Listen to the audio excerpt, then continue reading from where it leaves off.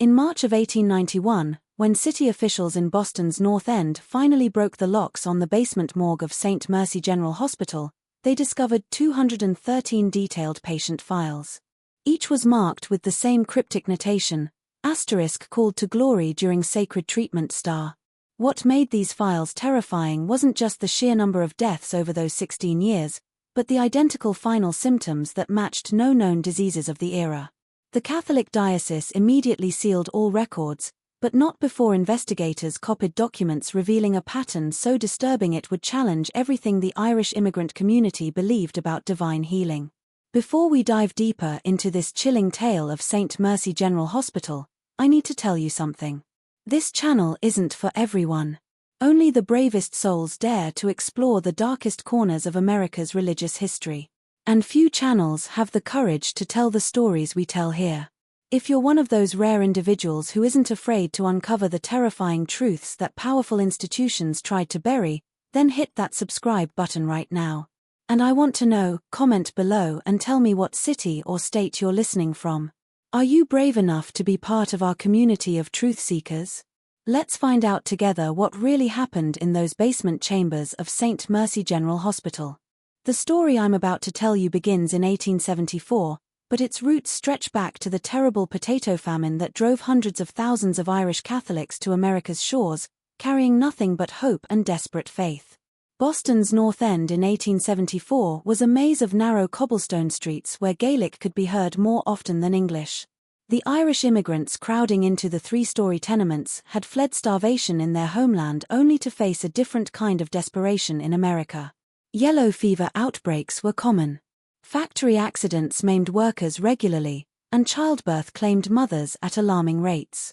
The established Protestant hospitals charged fees that most Irish families couldn't afford, and many refused Catholic patients altogether, citing moral concerns about their religious practices. Into this void stepped Dr. Charles Whitman, Sister Margaret O'Connor, and Chaplain Robert Sullivan, who announced in the spring of 1874 that they would open St. Mercy General Hospital as a beacon of divine healing for God's forgotten children. The three-story brick building on Salem Street had previously housed a textile warehouse, but the trio spent months converting it into what appeared to be a legitimate medical facility. The first floor contained a reception area dominated by a massive wooden crucifix, treatment rooms with proper medical equipment, and a small chapel where patients could pray before procedures. The second floor housed patient wards with 20 beds, each bearing hand-carved religious symbols. But it was the basement that would become the source of nightmares, a series of rooms they called *sacred treatment chambers*, where they claimed the most miraculous healings would take place. Dr. Whitman presented impressive credentials from the University of Edinburgh, claiming specialization in experimental therapeutics blessed by divine guidance. He was a tall, gaunt man in his 50s with piercing blue eyes and prematurely white hair that he kept meticulously groomed. His hands were always impeccably clean, and he wore a small silver cross on his lapel, details that made desperate families trust him implicitly. Sister Margaret O'Connor appeared to be a genuine Catholic nun, complete with traditional habit and rosary beads that never left her side. She spoke with a soft Irish accent and possessed an almost supernatural ability to comfort frightened patients with whispered prayers and gentle touches. Chaplain Sullivan, a robust man with a booming voice, conducted services that could be heard 3 blocks away. His sermons about divine healing drew crowds of hundreds, and his blessing ceremonies became legendary throughout the Irish Quarter. The hospital's reputation grew through word-of-mouth testimonials that seemed too miraculous to be false.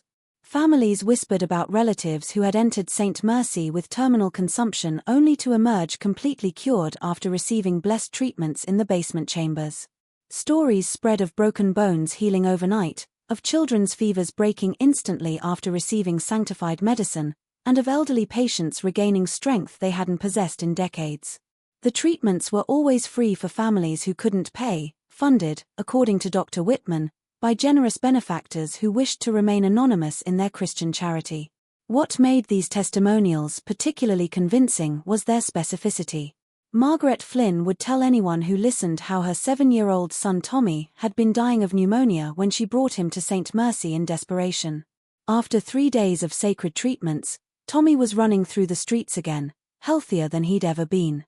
Patrick O'Brien swore his wife Mary had been cured of consumption that 3 other doctors had declared fatal. These weren't vague claims of improvement. These were complete transformations that defied medical explanation. The Irish Catholic community embraced St. Mercy as proof that God favored their suffering people. Father McKenna of St. Leonard's Church regularly sent parishioners to the hospital, praising Dr. Whitman's combination of medical science and divine intervention. The Boston Pilot the city's Irish Catholic newspaper, published glowing articles about the Miracle Hospital of the North End and its trinity of healing angels. Even skeptical Protestant newspapers acknowledged that something remarkable was happening at St. Mercy, though they attributed it to the powerful effects of faith and suggestion upon the immigrant mind. By 1876, St. Mercy General Hospital was treating nearly 200 patients per month with a waiting list that stretched for weeks. Families would camp outside the building, sleeping on the cobblestones in hopes of securing treatment for their loved ones.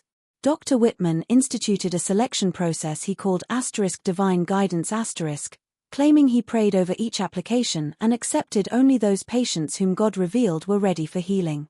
This selective admission policy only increased the hospital's mystique and made families even more desperate to gain entry. The hospital's success attracted attention from medical professionals throughout New England. Dr. Harrison Wells from Massachusetts General Hospital requested permission to observe the miraculous procedures, but was politely refused on grounds that divine healing required pure faith, unmarred by scientific skepticism. When pressed for details about his treatment methods, Dr. Whitman would smile gently and explain that he combined traditional medical knowledge with sacred rituals passed down through generations of faithful healers. He claimed his medications were purified through prayer and blessed during holy ceremonies, making them far more effective than ordinary pharmaceuticals. The first crack in St. Mercy's divine facade appeared on the fog-shrouded morning of October 13, 1876, when 8-year-old Bridget McCarthy stumbled out of the hospital's basement chambers in a state that witnesses would later struggle to describe coherently. Mrs. Catherine O'Malley, who was waiting in the reception area for news of her own husband's treatment, watched in horror as the child emerged from the basement stairs, walking in an unnaturally rigid manner. Her small hands were clenched into fists so tight that her fingernails had drawn blood from her palms. She moved like a wind-up toy. Mrs. O'Malley would later tell investigators, her voice trembling with the memory. Her eyes were wide open, but she wasn't seeing anything in this world. And the smell, dear God, the smell that followed her up those stairs was like nothing I'd ever encountered. It wasn't medicine or disinfectant. It was sweet and rotten at the same time, like flowers left too long on a grave. Bridget's lips were moving constantly, but no sound emerged. When Sister Margaret O'Connor rushed to intercept the child, Bridget suddenly began speaking in what sounded like Latin, though her voice carried an otherworldly quality that made several witnesses cross themselves instinctively. The words weren't the familiar Latin of church services, but something older, more guttural, that seemed to come from deep within her chest rather than her throat. Dr. Whitman appeared within moments, his usual calm demeanor replaced by visible agitation. He swept Bridget into his arms and carried her back toward the basement, but not before Mrs. O'Malley noticed something that would haunt her dreams for years to come. The child's fingernails, which had been normal when her mother brought her in 2 days earlier, were now completely black, as if they'd been dipped in ink or burned from within. She's experiencing divine visions. Dr. Whitman explained hastily to the concerned families in the waiting area. Sometimes the sacred treatments open doorways to heavenly realms that overwhelm young minds. She needs complete quiet and continued prayer to return safely to our world. His words were reassuring, but his hands shook slightly as he spoke, and beads of perspiration dotted his forehead despite the cool October air. Bridget McCarthy was never seen again. When her mother, Ellen McCarthy, arrived the following day to check on her daughter's progress, Sister Margaret O'Connor met her at the reception desk with tears in her eyes and devastating news.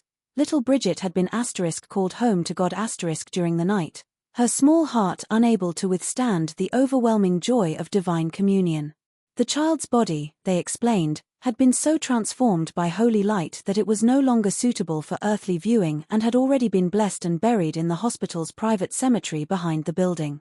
Ellen McCarthy's anguished screams echoed through the North End that afternoon, but her grief was tempered by the gentle explanations provided by Chaplain Sullivan.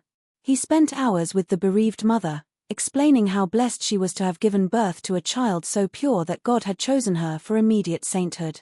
Bridget had died, he assured her.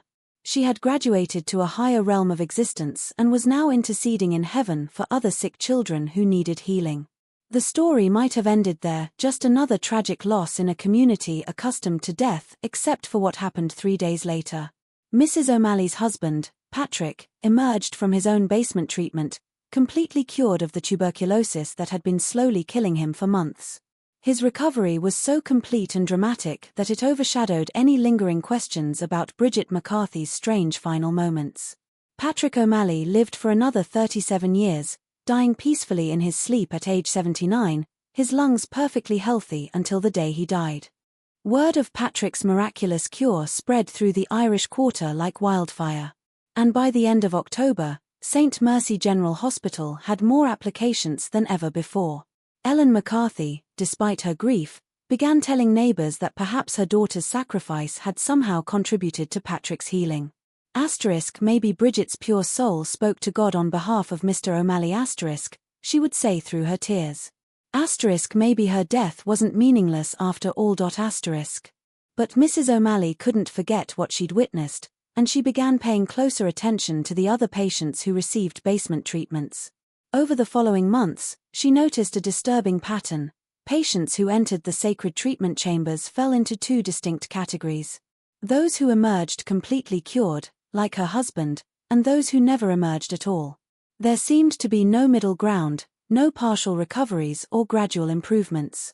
It was either miraculous healing or death, with nothing in between. The community's faith in St. Mercy remained unshaken because the success stories were so dramatically visible. Cured patients walked through the neighborhood as living testimonies to divine intervention, while the deaths were explained as God's will, calling the purest souls home to heaven. Dr. Whitman's reputation for miraculous healing continued to grow, attracting patients from as far away as New York and Philadelphia. By the winter of 1878, St. Mercy General Hospital had become more than a medical facility. It had evolved into the spiritual heart of Boston's Irish Catholic community. Sunday services led by Chaplain Sullivan drew congregations of over 400 people who packed into the hospital's expanded chapel and overflowed into the treatment rooms. His sermons focused on themes of suffering, sacrifice, and divine testing, preparing families psychologically for the possibility that their loved ones might be chosen for heavenly service. During this period, Dr. Whitman's methods became increasingly ritualized. Patients selected for basement treatments underwent elaborate preparation ceremonies that lasted 3 days. Sister Margaret O'Connor would lead them through intensive prayer sessions, fasting, and what she called spiritual purification rituals that involved consuming special teas made from herbs she claimed were blessed by bishops in Rome. Families were told these preparations were necessary to make patients worthy of divine healing and that any shortcuts or impure thoughts could prevent the miracles from occurring. The hospital's success attracted the attention of wealthy Catholic families throughout New England who began making substantial donations to support the miracle work being performed in Boston's North End. The Fitzgerald family of Providence donated $5,000 in 1879 after their daughter's consumption was cured following a week of basement treatments. The O'Briens of Hartford contributed $3,000 after their son's broken spine was healed overnight. These donations allowed Dr. Whitman to expand the basement facilities, adding what he called advanced sacred treatment chambers that were equipped with specialized apparatus he claimed were designed according to divine blueprints revealed through prayer and meditation. However, not everyone in the medical community was convinced of St. Mercy's legitimacy. Dr. Samuel Richardson of Boston City Hospital had been quietly documenting the death certificates filed by St. Mercy General Hospital, and he noticed several disturbing anomalies. The causes of death listed on the certificates often didn't match the symptoms described by family members before treatment began. Patients who entered with consumption were listed as dying from heart failure. Children brought in with broken bones were recorded as succumbing to brain fever. Most puzzling of all, the time of death was always listed as occurring between 2 a.m. and 4 a.m., regardless of when family members reported their loved ones actually passing away. Dr. Richardson's concerns deepened when he attempted to examine some of the bodies at Flanagan's funeral home, which handled burials for families who couldn't afford more expensive establishments. Michael Flanagan, the funeral director, confided that bodies from St. Mercy General Hospital arrived in sealed coffins with explicit instructions that they were not to be opened under any circumstances. The hospital claims it's for public health reasons. Flanagan explained nervously. But I've been handling diseased bodies for 20 years, and I've never seen restrictions like these. They deliver the coffins in the middle of the night, always with 2 men who watch me sign the paperwork and leave immediately. Something about it just doesn't sit right. When Dr. Richardson attempted to discuss his concerns with city health officials, he was told that St. Mercy General Hospital was under the protection of the Catholic Diocese of Boston and that any investigations would need to be authorized by church authorities rather than civil government. Bishop Williams himself had visited the hospital several times and publicly praised Dr. Whitman's integration of medical science with divine healing. The bishop's endorsement made it virtually impossible for secular authorities to investigate the hospital without appearing to attack the Catholic Church itself. Meanwhile, Mrs. Catherine O'Malley had been conducting her own informal investigation, motivated by memories of young Bridget McCarthy's terrifying final moments. She began visiting families who had lost loved ones at St. Mercy, offering comfort and sympathy while carefully documenting their stories. What she discovered was a pattern of similarity that went far beyond coincidence. Every family described identical final symptoms: violent seizures that lasted exactly 13 minutes, fingernails that turned completely black, and a sweet, rotting smell that lingered in their clothing for weeks after death. Even more disturbing were the testimonies about what happened immediately before death. Multiple witnesses described hearing their family members speaking in unknown languages, reciting what sounded like mathematical equations or chemical formulas in voices that didn't sound entirely human. Sarah Murphy swore her dying husband had spent his final hour reciting a list of numbers in perfect sequence, as if he were reading from an invisible document. He kept saying the same numbers over and over. She told Mrs. O'Malley through tears. 73.4, 41.7, 92.1. Then he would pause exactly 30 seconds and start again. His voice got deeper each time, like someone else was speaking through him. Thomas Kelly reported that his daughter had described in precise detail the interior of buildings she had never visited and people she had never met, as if she were observing events happening in distant locations. Little Mary told me about a room with walls covered in bottles filled with colored liquids and men in white coats writing in leather books. He recounted with visible distress. She described exactly how many windows were in a building across town that she'd never seen. And she knew the names of people who worked there. But the strangest part was how she said it, not like a child playing pretend, but like she was reporting what she could see right in front of her eyes. Perhaps most disturbing was the testimony of widow Elizabeth Connolly, whose husband Sean had died after receiving treatment for a broken leg sustained in a dock accident. Sean was never an educated man, she explained to Mrs. O'Malley, wringing her hands nervously.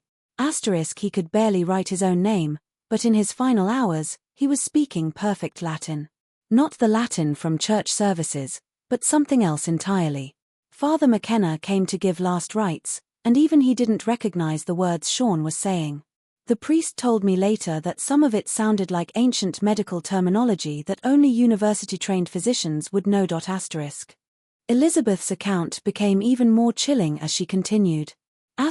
But what really frightened me was how Sean's personality changed completely.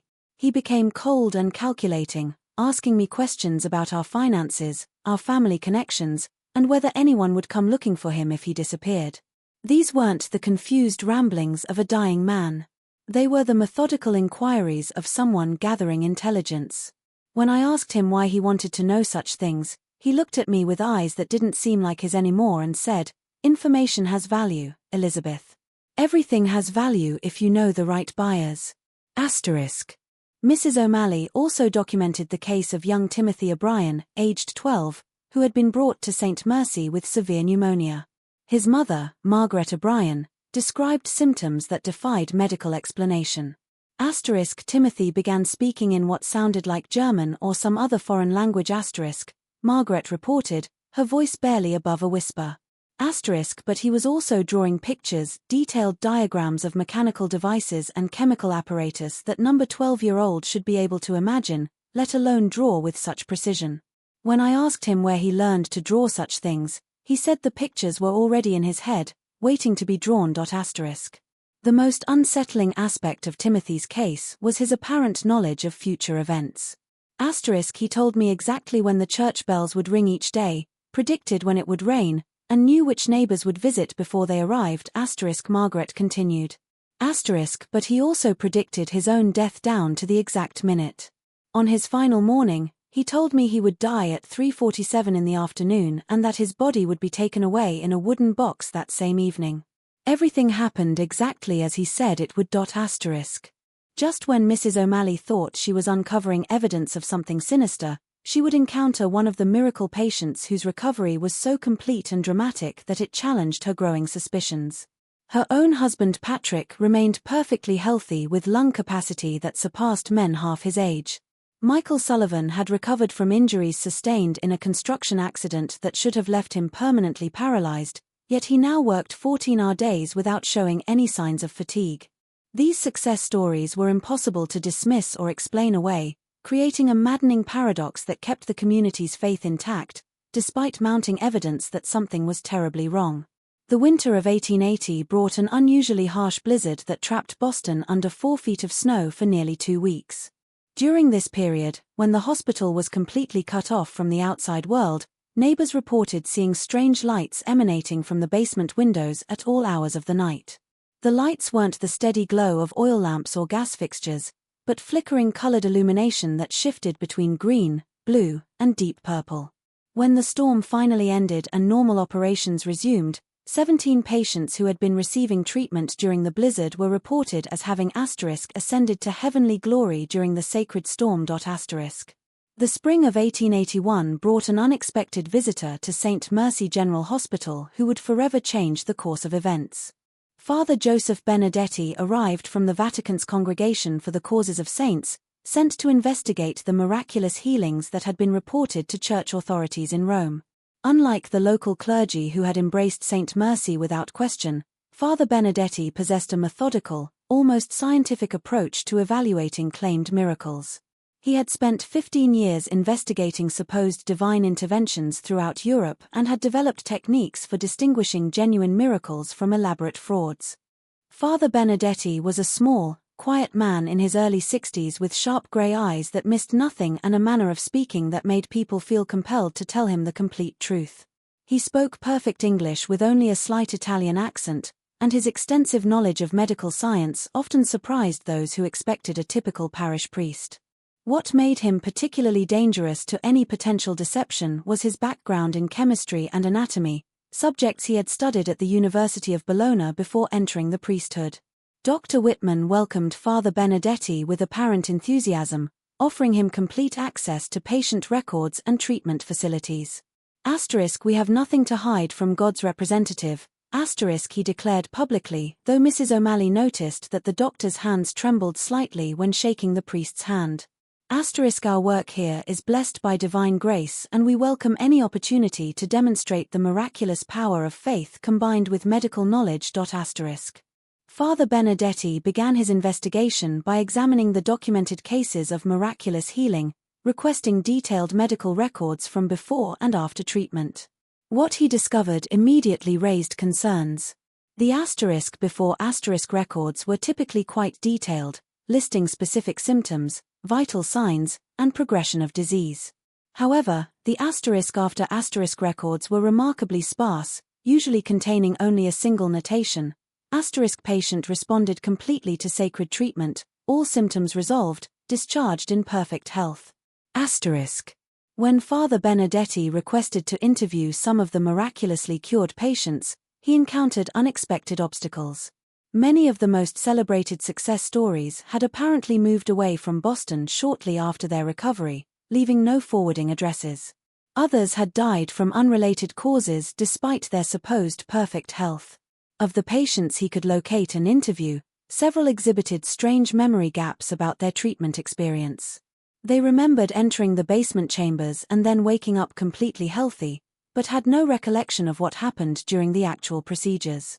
Michael Sullivan, the construction worker who had recovered from paralyzing injuries, agreed to meet with Father Benedetti but struggled to provide coherent details about his healing experience. It's the strangest thing, Father, he admitted, scratching his head in confusion. I remember Sister Margaret giving me some tea that tasted like bitter almonds, and then everything becomes fuzzy. I had dreams, at least I think they were dreams, of floating above my body and watching men in white coats doing things to me that I couldn't quite see clearly. When I woke up, I could move my legs again, better than before the accident. But sometimes I have nightmares about being in a place that was both very hot and very cold at the same time and hearing voices speaking in languages I didn't recognize. Father Benedetti's investigation took a more serious turn when he requested permission to observe one of the sacred treatment sessions firsthand. Dr. Whitman initially agreed, but then imposed increasingly restrictive conditions. The priest would need to undergo the same 3-day purification ritual as the patients. He would be required to take vows of silence about anything he witnessed. Most unusually, he would need to consume the same sanctifying substances given to patients to ensure his spiritual worthiness to witness divine healing. These requirements struck Father Benedetti as highly irregular. In 15 years of investigating miracles, he had never encountered restrictions that prevented church officials from observing claimed divine interventions. Genuine miracles, in his experience, could be witnessed by anyone without special preparation or chemical consumption. The elaborate prerequisites suggested that Dr. Whitman was either dealing with psychological phenomena that required specific mental states or was concealing procedures that wouldn't appear miraculous to trained observers. Father Benedetti decided to conduct a more covert investigation. He enlisted the help of Mrs. Catherine O'Malley, whose unofficial documentation had impressed him with its thoroughness and attention to detail. Together, they began mapping the hospital's true layout, timing the movements of staff members, and documenting the arrival and departure of unusual supplies. What they discovered was a complex operation that extended far beyond medical treatment. Late-night deliveries arrived at the hospital's rear entrance 3 times per week, always between 1 and 4 a.m. The deliveries included wooden crates marked with symbols that Father Benedetti recognized from his studies of medieval alchemy, glass containers filled with liquids that ranged from clear to deep purple, and metal apparatus that looked more like laboratory equipment than medical instruments. Most disturbing were the periodic arrivals of men who didn't appear to be medical professionals, but rather businessmen in expensive suits who met privately with Dr. Whitman in his office, usually carrying leather satchels that they guarded carefully. Mrs. O'Malley discovered that the hospital's basement extended much further than the official blueprints indicated. By carefully pacing the building's exterior and comparing it to the interior layout, she determined that there were at least 3 rooms in the basement that couldn't be accessed through the main staircase. These hidden chambers were connected to a separate entrance that opened onto the alley behind the building, allowing people to enter and exit without being seen by patients or visitors in the main reception area. The breakthrough in Father Benedetti's investigation came from an unexpected source. In late September 1881, a young Irish woman named Molly Flanagan sought him out after Sunday Mass at St. Leonard's Church. Molly worked as a seamstress in a shop near the hospital and had been observing strange activities for months, but hadn't known whom to trust with her concerns. Her testimony would prove to be the key that unlocked the horrifying truth about St. Mercy General Hospital. Father, I work late into the evenings, often until past midnight, Molly explained in hushed tones, constantly glancing around to ensure they weren't overheard. My shop window faces the back alley behind the hospital, and I've seen things that don't make sense for a place of healing. 3 nights ago, I watched 4 men carry what looked like a body wrapped in canvas from the hospital's rear door to a wagon. But here's what made my blood run cold: the body was moving.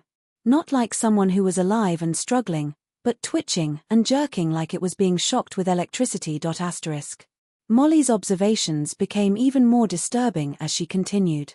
I've seen them burning things in metal barrels behind the building, always in the middle of the night.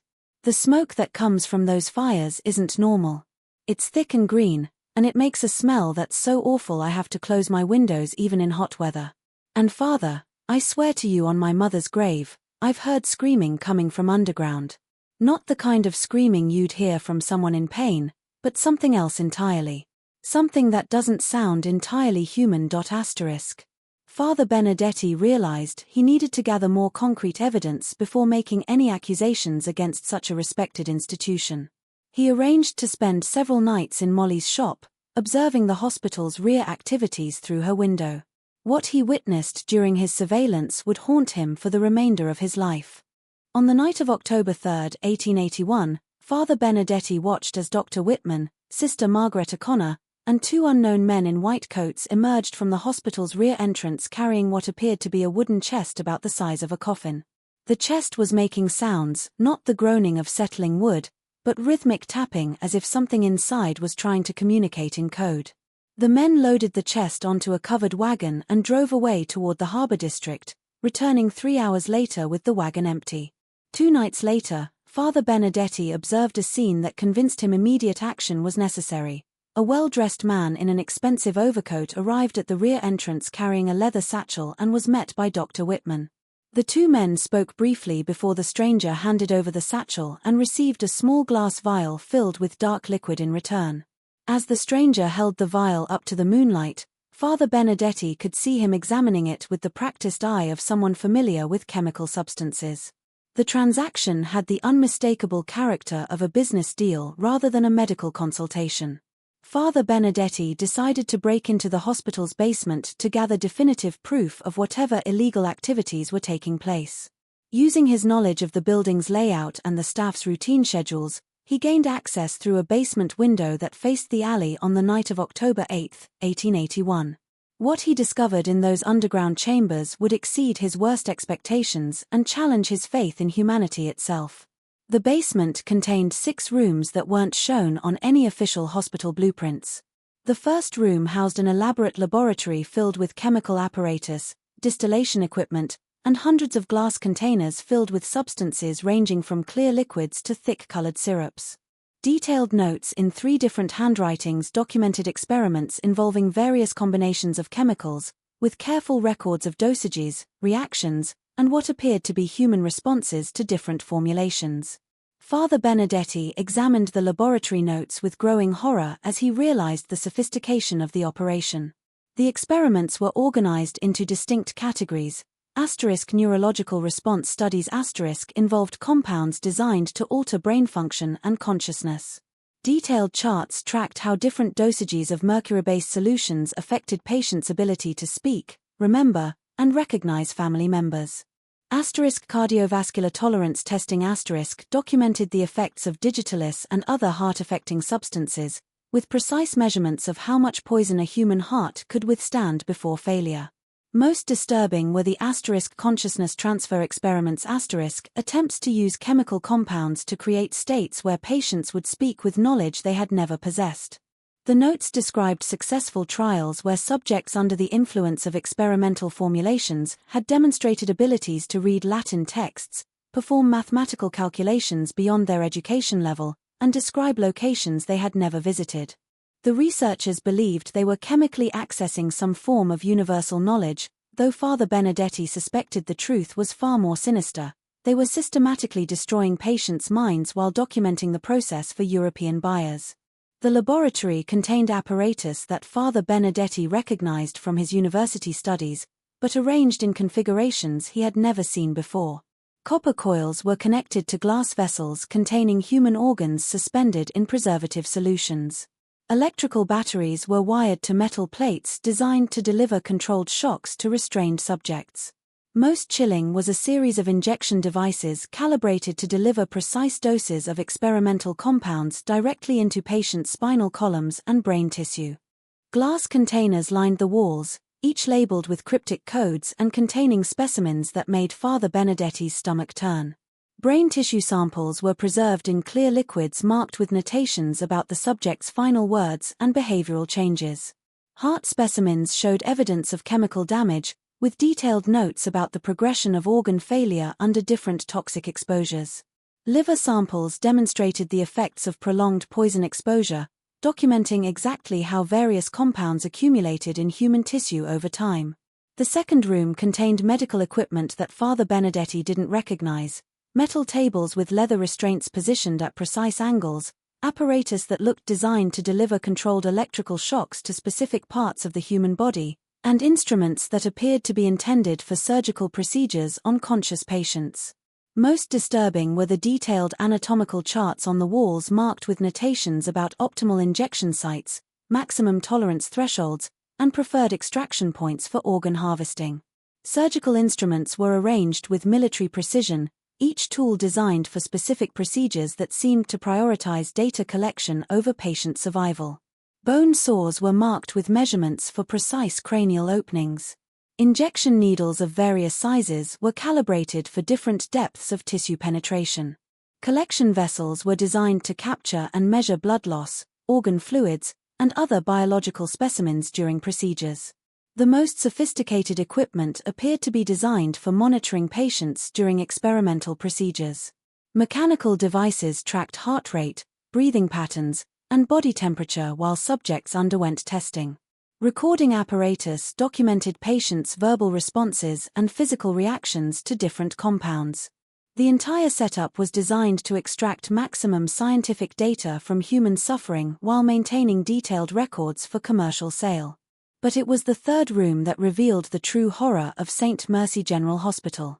Filing cabinets lined the walls, filled with hundreds of patient records, far more detailed than anything maintained upstairs. Each file contained photographs of patients before, during, and after treatment, along with meticulous documentation of their responses to various experimental procedures. The files were organized not by patient name or medical condition, but by categories like *high tolerance subjects *, rapid response cases *, and most chillingly *expendable test population *. Father Benedetti's hands shook as he examined file after file, each revealing a different aspect of the systematic experimentation being conducted on unsuspecting patients. The records showed that Dr. Whitman and his associates were testing pharmaceutical compounds for what appeared to be European chemical companies, using poor Irish immigrants as unwilling test subjects. The miraculous cures were the result of patients who survived experimental treatments that proved effective. The deaths were patients who had received lethal doses or reacted fatally to toxic substances. The files revealed the true identities of the hospital staff. Dr. Charles Whitman was actually Dr. Klaus Weissmann, a German physician who had been expelled from the University of Heidelberg for conducting unauthorized human experiments. Sister Margaret O'Connor was Margaret Osborne, a former nurse who had been dismissed from London Hospital for stealing morphine and falsifying patient records. Chaplain Robert Sullivan was Robert Steinberg, who had never been ordained as a priest, but had learned to conduct convincing religious services during a stint as a confidence man in Philadelphia. Just as Father Benedetti was photographing the most damning evidence with a small camera he had brought for documentation purposes, he heard footsteps on the basement stairs and realized his investigation was about to be discovered. The truth was now within his grasp, but he would need to escape alive to expose the horrifying conspiracy that had claimed 213 innocent lives under the guise of divine healing. Father Benedetti extinguished his small oil lamp and pressed himself against the wall behind the filing cabinets as the footsteps descended the basement stairs. Through a gap between the cabinets, he could see the flickering light of lanterns approaching the hidden laboratory rooms. Two voices became audible, Dr. Whitman speaking in urgent, hushed tones with someone Father Benedetti didn't recognize. The Vatican investigator is getting too close, Dr. Whitman was saying, his cultured accent slipping to reveal Germanic pronunciation. Benedetti has been asking questions about patients who can't be produced for interviews. If he discovers the basement operations, 16 years of work will be destroyed and our European contracts will be terminated immediately. The second voice belonged to a woman, but not Sister Margaret O'Connor. This voice carried a crisp British accent and spoke with the authority of someone accustomed to giving orders. Dr. Weissmann, your emotional attachment to this charade is becoming a liability. The syndicate has extracted everything of value from this experiment. We have documented results from 213 test subjects representing pharmaceutical data worth over $400,000 in European markets. The Irish population experiment has served its purpose. Father Benedetti's blood ran cold as he realized he was overhearing a conversation between the masterminds of the most elaborate medical fraud in American history. The woman continued speaking, revealing details that exceeded even his worst suspicions about the hospital's true purpose. Our buyers in Vienna, Berlin, and London have received complete documentation of tolerance levels, reaction times, and mortality rates for 47 different chemical compounds. The morphine tolerance studies alone will advance anesthetic research by decades. The hallucinogenic response data has applications in both medical and military fields that our contacts find extremely valuable. Dr. Whitman's response revealed the calculated coldness behind his facade of religious dedication. The beauty of this operation has been its perfect cover. Religious healing attracts the most desperate and least educated patients, people who don't question unusual symptoms or demand detailed explanations. The Irish immigrants have been ideal test subjects, isolated from mainstream medical community, trusting of authority figures, and unlikely to be missed when they don't survive procedures. And the survivors become unwitting testimonials to our legitimacy, the woman added with obvious satisfaction. Patients who respond well to experimental treatments believe they've experienced divine miracles. Their testimonies attract more subjects and discourage official investigation. We've created a self-sustaining system of exploitation disguised as charity. Father Benedetti listened in horror as they discussed the systematic murder of 213 people as if they were laboratory animals. The conversation revealed that the entire operation was funded by a syndicate of European pharmaceutical companies who were willing to pay enormous sums for human testing data that couldn't be obtained legally. The hospital was actually an elaborate front for human experimentation, using religious faith as a weapon against the most vulnerable members of society. What about Benedetti? Dr. Whitman asked, his voice betraying growing anxiety. If he completes his investigation and reports to Rome, the Catholic Church will demand a full investigation by American authorities. Our cover will be blown, and all of us will face murder charges. The woman's response sent chills through Father Benedetti's entire body. Benedetti will not complete his investigation. Tomorrow night, he will volunteer to undergo the same sacred treatment that has claimed so many others. The good father will experience a tragic reaction to our experimental compounds, and his death will be recorded as divine calling during prayer. Another martyr to add to Saint Mercy's reputation for spiritual transcendence. How do you propose to force him into treatment? Dr. Whitman inquired. Sister Margaret has already begun adding mild psychoactive compounds to the communion wine at St. Leonard's Church, the woman explained with clinical detachment. Benedetti has been consuming trace amounts of our experimental formulations for 3 weeks without realizing it. By tomorrow, his judgment will be sufficiently impaired that he can be convinced to undergo voluntary treatment for spiritual purification. Once he's in the basement chambers, he'll receive the same lethal doses that eliminated the other patients who became too curious about our methods. Father Benedetti realized he had perhaps 12 hours to gather evidence, escape from the hospital, and alert authorities before becoming the 214th victim of this monstrous conspiracy. But as he began to move toward the basement window through which he had entered, his foot struck a metal container, producing a sound that echoed through the stone basement chambers. The conversation upstairs stopped immediately. After a moment of terrifying silence, Dr. Whitman's voice called out with deceptive calmness. Father Benedetti, there's no need to continue hiding. We know you're down there, and we know exactly what you've discovered. Why don't you come upstairs so we can discuss this situation like civilized people? Father Benedetti's mind raced as he realized his only chance of survival lay in immediate escape. He could hear footsteps moving toward the basement stairs and knew that within moments the laboratory would be surrounded. Clutching the photographs and documents he had gathered as evidence, he moved quickly toward the basement window, praying that his